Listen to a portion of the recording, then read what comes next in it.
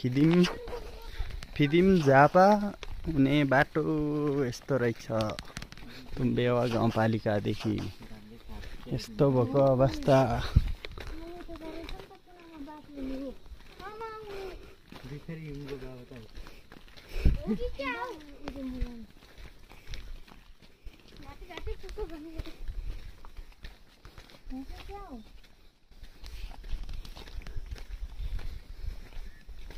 रमाइलो त्यो के भएछ हाल अब दाना बाटो त्यही रहेछ अलिअलि भयो नि।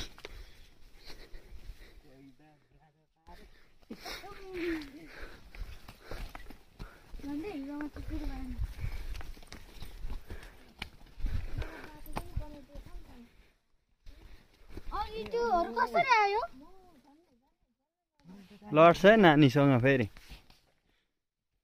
हल्लिँदा पो रहेछ त नि पनि बिस्तारै बिस्तारै गयो अब।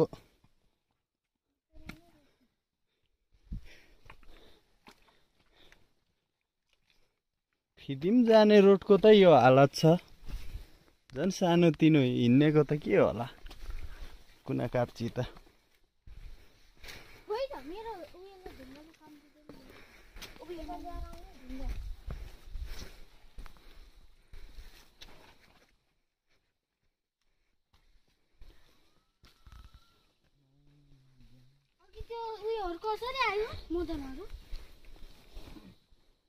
बाइक बोकेर ल होला नि। यो बाटो त आएन होला तिनीहरु।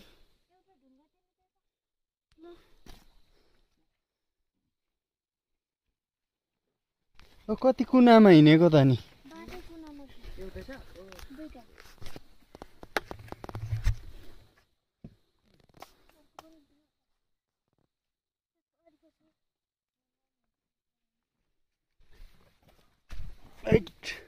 मान्छेहरु आउँदैछ कसरी आउँछ।